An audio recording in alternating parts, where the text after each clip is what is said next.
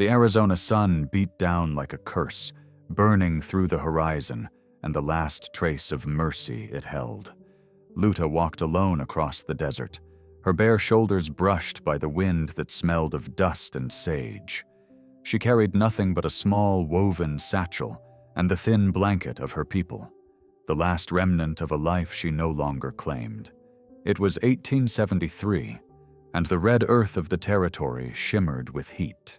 Somewhere behind her lay the Apache village she'd left before dawn, and the ashes of a marriage never meant to be. Her husband, chosen for her by elders, had died 2 moons ago from fever. There were no tears at his burial, only whispers of duty fulfilled and freedom forbidden. Luta hadn't waited for the next ceremony that would tie her to another man. She had seen enough. At 25, she wanted to decide her own path, even if it meant walking straight into the heart of the desert. Her moccasins were torn, her throat dry. The small canteen she'd taken from the camp was nearly empty. She followed the sun westward, guided by an old map one trader had once shown her, a promise of a river, maybe a settlement beyond the canyons. But as the day stretched on, the map might as well have been dust. When she finally stopped, the wind rose, spinning sand around her feet like spirits trying to turn her back. The world was silent except for her heartbeat and the low creak of her own breath. Her people would call this wandering a sin, to leave one's tribe, to walk unguarded among the whites. But to Luta, it was a kind of prayer. For 3 days she walked. The soles of her moccasins were cracked. Her lips bled from thirst. She spoke to no one, not to the vultures circling above, nor to the coyotes that howled at night. When she stumbled across a dried-up creek bed, she fell to her knees and laughed soundlessly, her breath scraping like sandpaper in her throat. By the 4th day, she thought perhaps this was how she was meant to die, under the same sun that had burned her tribe and her memories into dust. She pressed her palm against her chest and whispered a prayer to the spirits, not for rescue, but for forgiveness. Then came the sound, faint, rhythmic, alive. Hoofbeats. At first, she thought it was her mind playing tricks, the desert taunting her with echoes. But the sound grew louder, steady, real. She lifted her head and squinted toward the horizon. A shimmer of movement appeared. A man on horseback, riding through the heat haze, his figure bending in the light like a ghost. Her hand went to the knife instinctively. As the rider drew near, the mirage turned human. A man tall and broad in the saddle, his face shadowed beneath a dusty brim. His horse, a chestnut stallion, trotted with the ease of long travel. The stranger slowed when he saw her, dismounting with quiet caution. Luta stayed still, the sun burning against her skin. "Afternoon, miss," the man said, his voice calm, low, touched by concern. "You look like you've been walking too long under this sun." She said nothing, only watched him. He took off his hat, wiped his brow, then unhooked the canteen from his belt and held it out. "Water," he said simply. For a long moment she hesitated, weighing the danger of trust against the certainty of dying where she stood. Finally, she stepped forward, took the canteen, and drank. When she lifted her eyes, he was still watching her, not with suspicion or pity, but with a quiet kind of respect. And in that fragile silence of the desert, where nothing moved but the wind, Luta felt something stir inside her. Not fear, not hope, but the strange awareness that fate had just found her. The man rode out of the heat shimmer like a ghost taking shape. His name was Jackson Jax Xavier, a 35-year-old rancher whose face carried the dust and stories of the desert. The sun had carved lines around his eyes, and though his expression was calm, there was a quiet sorrow behind the blue of them, the kind of sorrow that only years of loss and long rides could teach. He pulled his horse to a stop a few paces from her, letting the dust settle between them. His voice was steady, polite, and unhurried. "Afternoon, miss," he said, tipping his hat. "You look lost." Luta stood still, one hand near the knife tied to her hip. The wind caught the loose strands of her black hair and tossed them across her face. She didn't answer right away. When she finally spoke, her words came soft but sure. "I was never found." The honesty of it made Jax pause. He didn't move closer, didn't try to crowd her. Instead, he reached for his canteen and offered it across the space between them. "Here," he said simply. "You need this." Her dark eyes flickered with suspicion, but also with something else. Exhaustion, maybe gratitude she didn't know how to show. She took the canteen and drank slowly, her throat working with each careful swallow. Jax could see her hands trembling, the leather strap of her satchel hanging by a thread. "East of here," he said after a moment, "there's a roof. My ranch. My sister's there. You'll be safe for the night." She hesitated. Her whole life had taught her that no man offered kindness without wanting something in return. But this one stood different, open stance, hands loose by his sides, voice carrying no demand. Still, the desert didn't leave her many choices. "I don't know you," she said quietly. "No, ma'am," Jax replied. "And I don't know you either, but you won't last long out here alone. Nights get colder than a preacher's stare." Something about the way he said it, half humor, half truth, broke her guard just enough. She nodded once, not in trust, but in surrender to survival. He stepped forward, careful not to startle her horse-scarred instincts. He tied her worn satchel to his saddle, then extended a hand. "Can you ride?"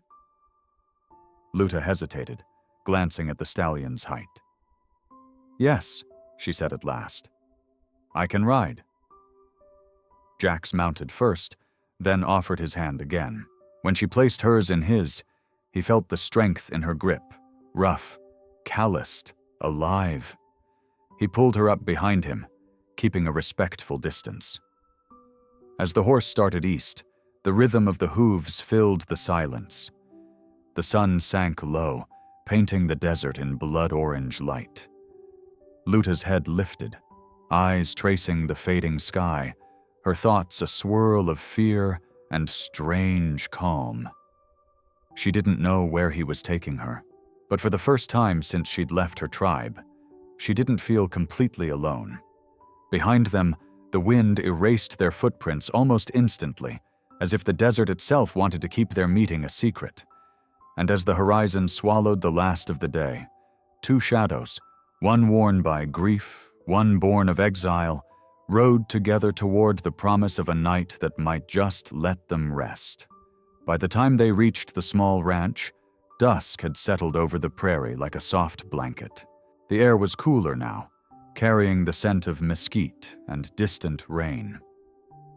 The house sat at the edge of a wide pasture, its lantern light glowing like a promise against the darkening sky. "This is home," Jax said as he slowed the horse near the gate. "Ain't much, but it stands."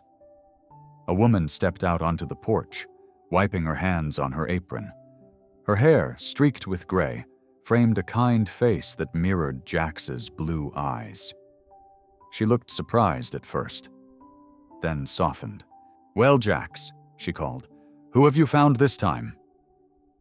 "This is Luta," he answered, dismounting. "She was traveling alone, nearly passed out from the heat."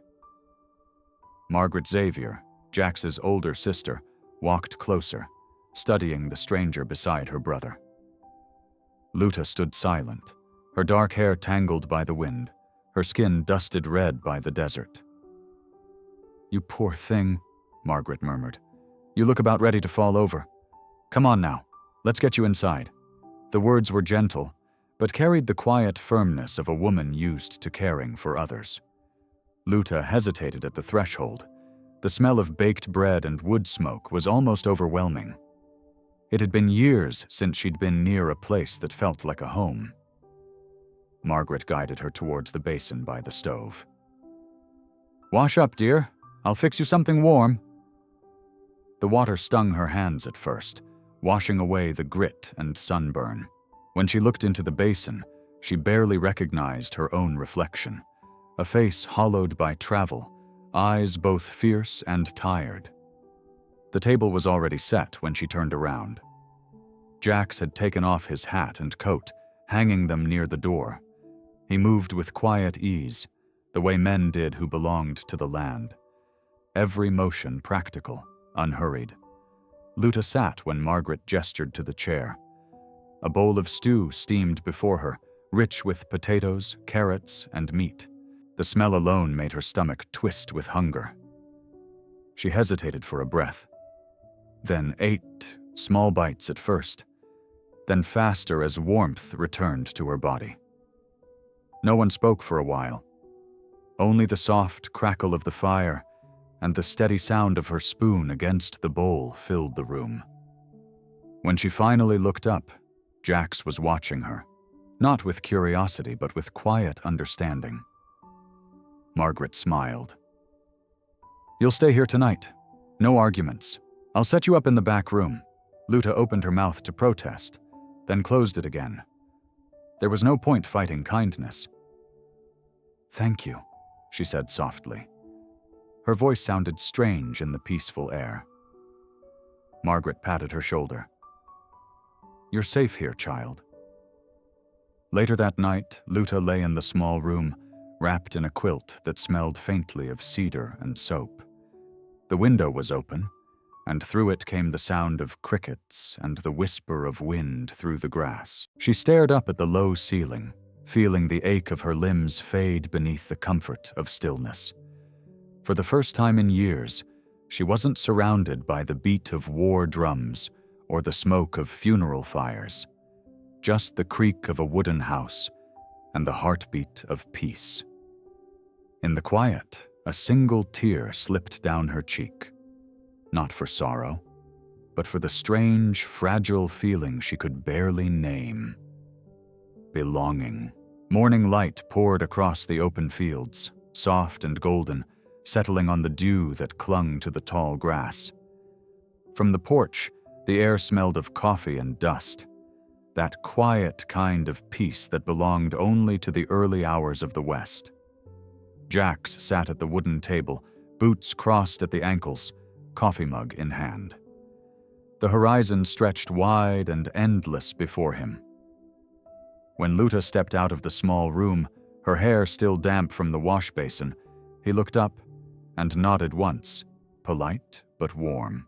"Mornin'," he said. "Hope you slept all right." Luta nodded. "It was quiet," she replied softly, her English careful but clear.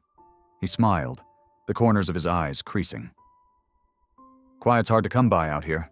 You got plans for where you're headin'?" She hesitated, then said, "North. To the place where no one knows my name." Jax chuckled lightly, sipping his coffee. "Then you'll fit right in. Everyone in Cottonwood Springs is trying to start over. It's a town built by folks running from something, or towards something new." Luta didn't answer. She stood by the porch rail, eyes tracing the land that seemed to go on forever. For the first time, she noticed how different it felt from the canyons she'd known. This land breathed, open and unafraid. Margaret came out from the kitchen, drying her hands on her apron. "You two are up early," she said cheerfully. "Coffee's still hot, and I made biscuits." She set a plate down in front of Luta, who blinked at it as though she'd been handed gold.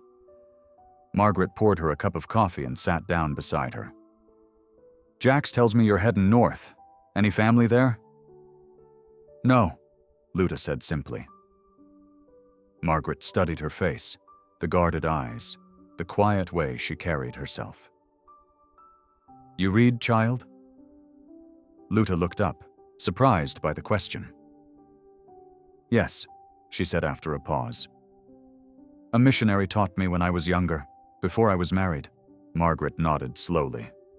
"Well, now that's something. The town's been talking about starting a little school for months. Bunch of young'uns growing up without knowing their letters. Maybe you could help." Jax leaned back in his chair, glancing at Luta over the rim of his cup. "She's right," he said. "This town's got plenty of fences and cattle, but not near enough people who believe in something. You could change that." The words hung in the air. Luta looked between them, unsure how to respond. Back in her tribe, women didn't speak of teaching or independence. Their paths were chosen for them before they could dream. But something in Jax's tone stirred a small spark inside her, something she hadn't felt in a long time. She looked out toward the east, where sunlight spilled across the fields, turning everything to gold. "You think they would want someone like me?" she asked quietly. Margaret reached over, touching her hand. "Child, good hearts don't care what color the hands are that guide them. They just need someone who'll show up." Jax smiled faintly. "And I reckon you've already proven you don't run easy." For a long time, no one spoke. The sound of wind through the tall grass filled the silence between them. Luta finally exhaled, her gaze softening. Maybe this wasn't the end of her wandering after all. Maybe it was the beginning. She didn't know where the road ahead led, but for the first time since leaving her people, she felt something she hadn't dared to name. Hope. The sun was still low when they set out, riding side by side into the red canyons that sliced through the Arizona land like scars. The air was cool at first, the kind that carried promise before the heat came to burn it away. Luta rode quietly, her hands steady on the reins, her dark braid brushing against her back. Jax led the way, his stallion kicking up small clouds of dust along the trail. She hadn't planned on telling him much. Some things were meant to stay buried beneath the silence of the desert. But the rhythm of the horse's gait, the sound of the wind in the sagebrush, they loosened something inside her. "My husband," she began, her voice low but clear, "used to speak of a place called Silverwood. Said there was a sacred spring there, a place where the earth still breathed." Jax glanced over, his hat tilted against the morning glare. "You think it's real?" "I don't know," she said. "He dreamed about it, thought the spring could heal what time had broken." Her tone carried no bitterness, only a quiet acceptance of how things had turned out. They rode for miles through the winding canyons, their words scattered and rare. Sometimes she spoke of her people, of how the elders decided whom a woman should marry, of how her wedding had felt more like a trade than a vow. She told him of nights when the drums beat for joy, and she stood apart, feeling the weight of a life that was never truly hers. Jax didn't interrupt. He kept his eyes on the horizon, letting her words settle between them like soft dust. He understood the power of silence, how it could hold more truth than comfort ever could. By midday, the land began to change. The canyons opened into a wide stretch of sunburned plains. The air shimmered with heat, and far ahead, the faint outline of Silverwood took shape, or what was left of it. They reached it by late afternoon. The so-called town was little more than a few leaning shacks and a windmill that squeaked with every turn. The ground was cracked and dry, the color of old clay. A few mesquite trees clung to life near what might once have been the spring, now nothing more than a hollow bed of rock. Jax reined in his horse, scanning the horizon. "If there ever was a Silverwood here," he said quietly, "it's long gone." Luta slid down from her saddle, her boots sinking slightly into the soft dust. She walked a few steps towards the empty creek bed, her shadow stretching long behind her. "This was his dream," she murmured. The wind tugged at her braid, carrying her words into the emptiness. But it was never mine. She knelt beside the dry stream and let the sand slip through her fingers. For a long time, she stayed that way, silent, still, as if saying goodbye to something she never truly owned. When she stood, Jax was waiting, his hat in his hands. He didn't ask what she'd do next. He just looked at her the way a man looks at someone who's finally set down a burden. She met his gaze, calm and certain.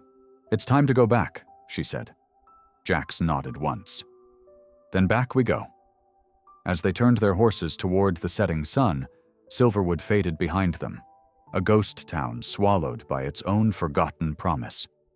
For Luta, it was not an ending. It was the first real choice she'd ever made. They camped that night beside a quiet stretch of sand, where the desert cooled and the stars came out one by one.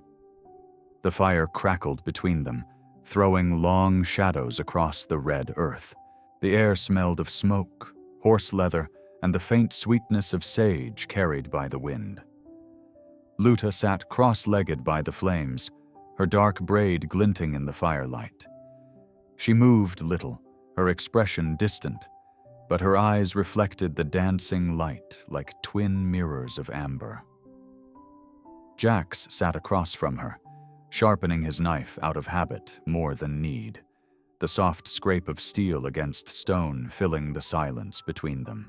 After a while, he set the knife aside and looked at her through the flickering light. "What did you want?" he asked quietly, "before life decided for you?" The question caught her off guard. No one had ever asked her that. Not her family, not her tribe, not even the husband she had buried. She stared into the fire, watching the embers shift and settle, glowing like small suns. For a long time she didn't speak.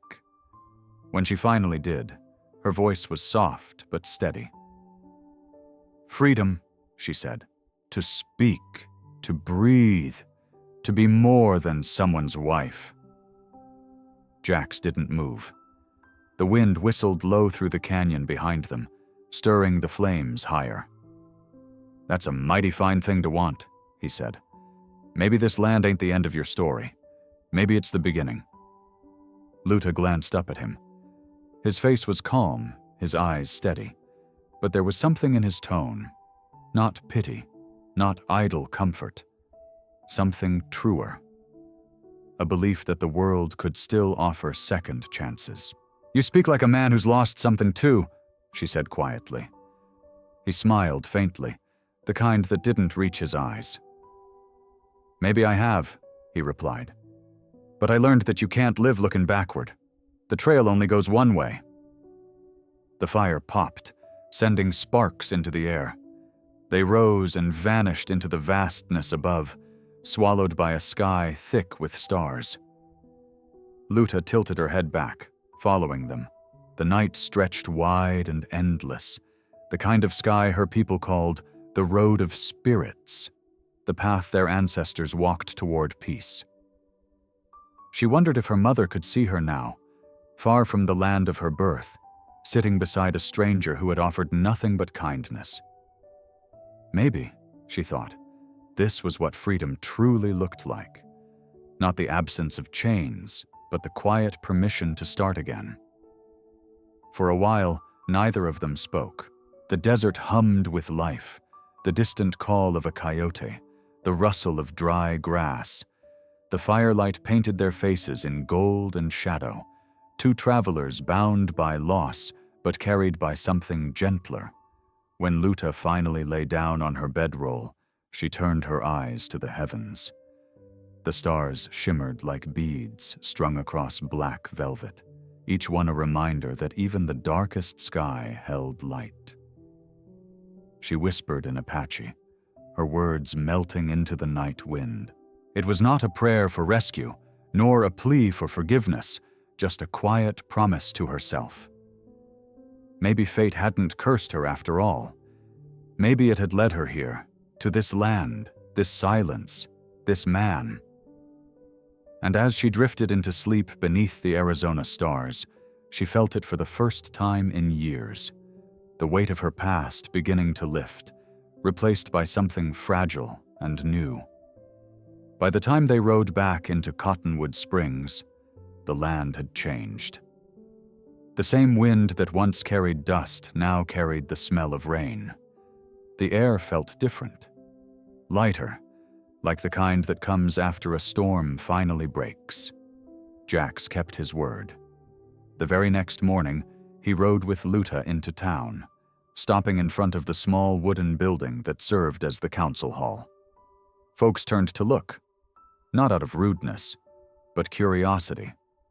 In Cottonwood, strangers were noticed, and an Apache woman walking beside Jackson Xavier was something new to notice. Inside, the mayor and a few townsmen sat at a long table littered with papers and coffee mugs. When Jax explained that Luta wanted to apply for the teaching post, there was a pause, the kind of silence that always follows surprise. "She's Apache?" one man asked, as if her skin had somehow said it louder than Jax's words. "She's educated," Jax answered evenly, "and she can read and write better than most of us." Luta stood still, her back straight, eyes steady. "I can teach your children," she said simply. "Not just words and numbers, but stories about the land, the stars, and how to listen when the wind speaks." The men exchanged glances. The mayor cleared his throat, uncertain. Margaret had joined them by then, standing in the doorway with a confidence that could have quieted a thunderstorm. "Lord knows this town's been talking about building a school for near a year," she said. "You've got a woman ready to start it. I suggest you let her." By the time they left that room, Luta had the job. Not everyone liked it, but no one dared argue with Jax Xavier's calm conviction or Margaret's fire. The first day of class, half a dozen children showed up, some barefoot, some clutching old slates and stubby pencils. They stared at her, half curious, half cautious.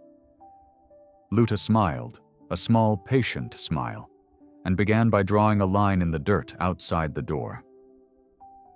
"This is where learning begins," she told them. "On the ground you walk every day." She taught them letters first, tracing them in the sand, then words, the kind that tasted like hope. Home, sky, dream. Soon, more children came, bringing younger brothers and sisters. By the end of the second week, there were 20 of them, their laughter spilling into the street like sunlight.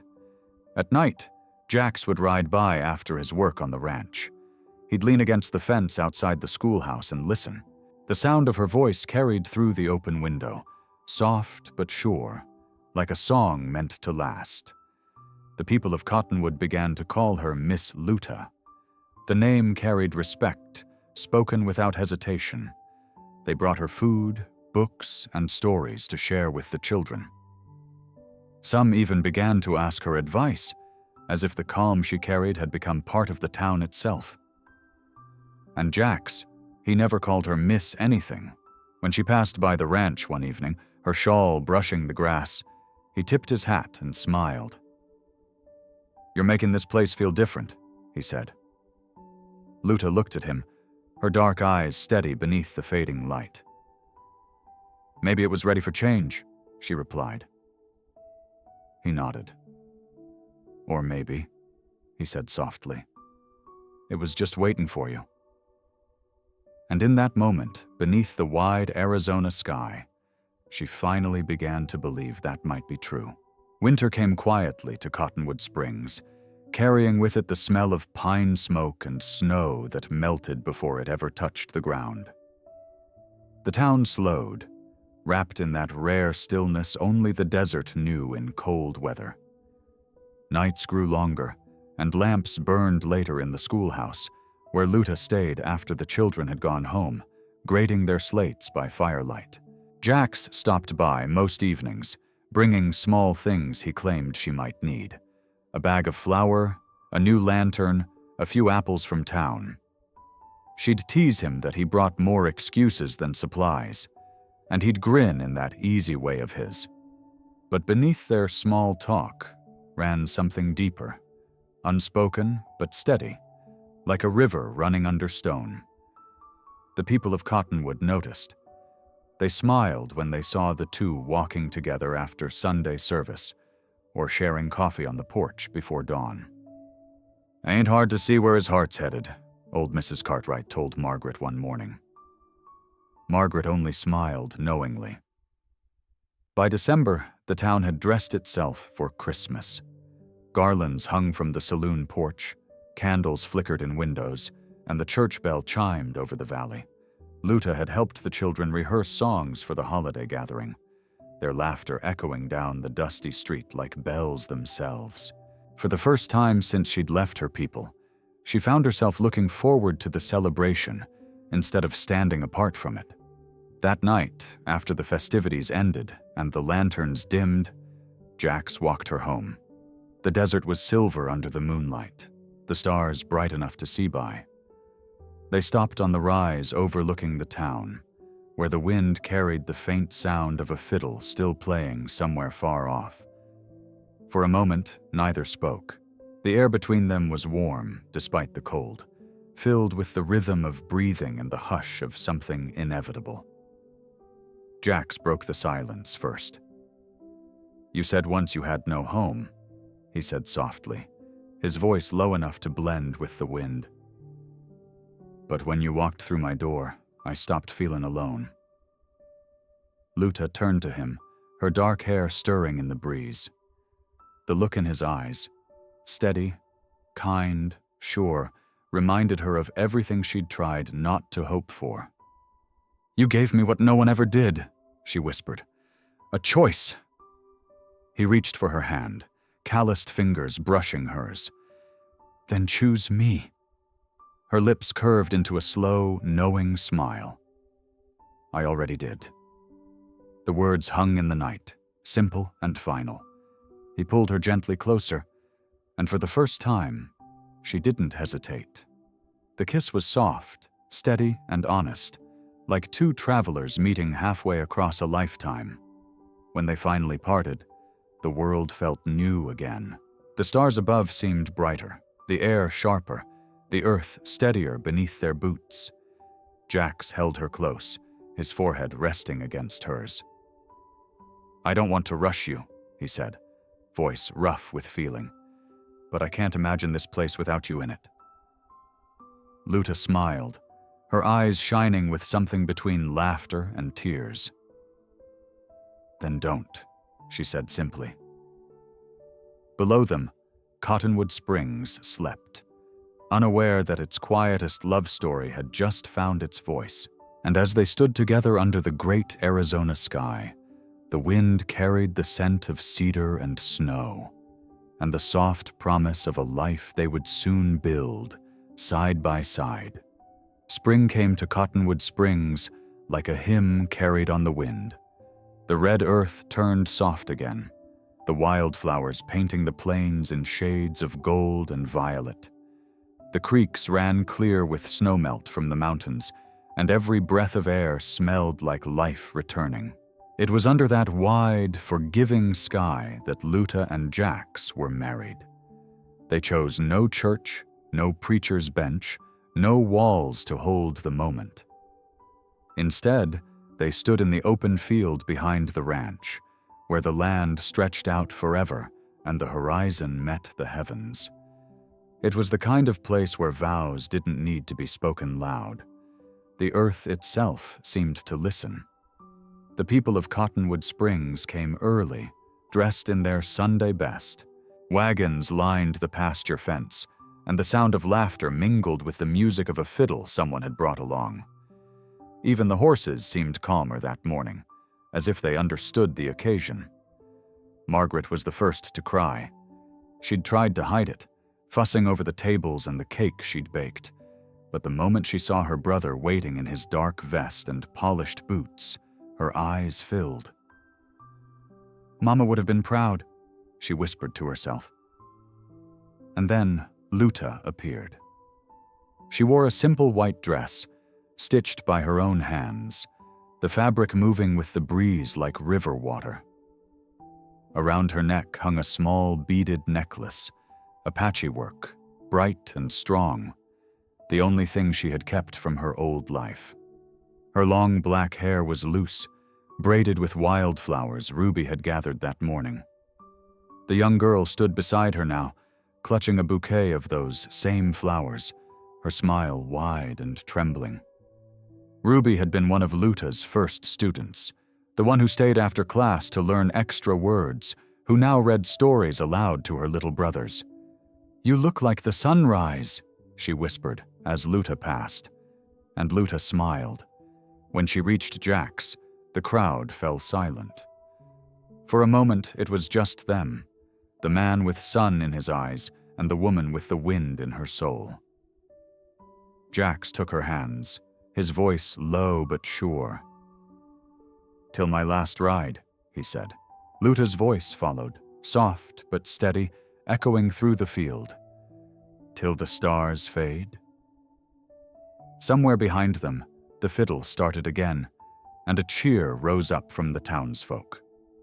Margaret wept openly now, dabbing her face with her apron. The mayor raised his hat, and even old Mr. Cartwright muttered, "Well, I'll be damned. Love don't see color after all." They danced barefoot in the grass as the sun sank low, turning the sky a fiery red. Children ran between them, chasing fireflies, while the adults sang and laughed long into the evening. For one night, the town forgot the rough edges of the world, the fences, the debts, the lines that divided people. It was just a gathering of souls beneath a single sky, bound by something stronger than blood or law. As twilight deepened, Jax pulled Luta close, resting his forehead against hers. "You happy, Mrs. Xavier?" he asked. She looked up at him, her eyes catching the last of the light. "More than I ever thought I could be." The first stars appeared, faint and patient, above the desert's rim, and beneath them, two hearts, one of the frontier, one of the Apache nation, beat in the same rhythm, steady as the wind that carried their vows across the wild Arizona night. Years rolled across Cottonwood Springs, like wind over open grass. The once sleepy settlement had grown into a proud little town, with a rail line cutting through its heart, new shops along Main Street, and the smell of sawdust and coffee drifting on every breeze. Yet no change in the world beyond the horizon could ever outshine the light that glowed from one small white schoolhouse on the edge of town. That school was Luta Xavier's. Her classroom had become the soul of Cottonwood Springs. Children of ranchers, blacksmiths, traders, even drifters, all found a place beneath her roof. Some came barefoot, others in hand-me-down boots, but all left with heads full of letters, stories, and dreams. "Miss Luta taught me the stars had names," one boy once said, and that every name meant someone once looked up and believed. Jax would often lean on the fence near the schoolyard, watching her through the window as she wrote on the chalkboard. Steady, sure, with that quiet grace that could tame even the wildest child. He never tired of seeing her there, standing tall in the sunlight. At home, life unfolded in the rhythm of the land.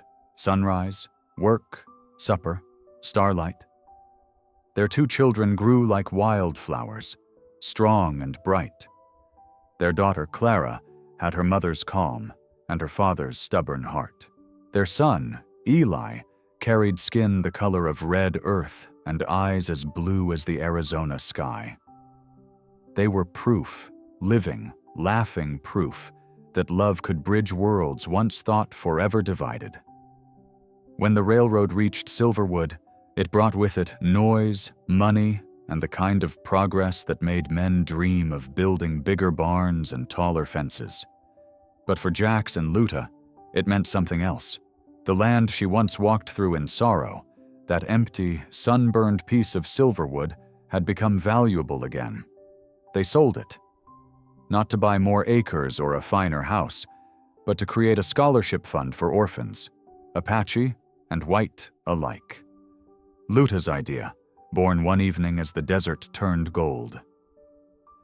"Let the land build bridges," she'd said, "not walls." And so it did. Over the years, word of the Xavier's generosity spread far beyond Cottonwood. Strangers sent letters, preachers preached about it, and travelers stopped by the school just to meet the woman who had once walked the desert alone and found her way home. But for Luta and Jax, fame never mattered.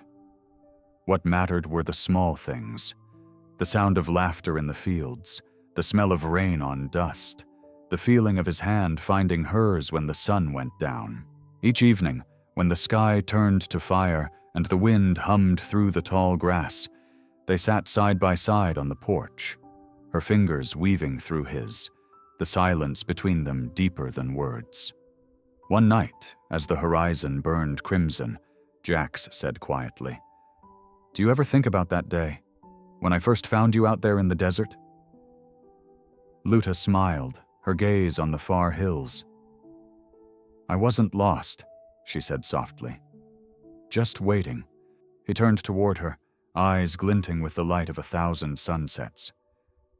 "Waiting for what?"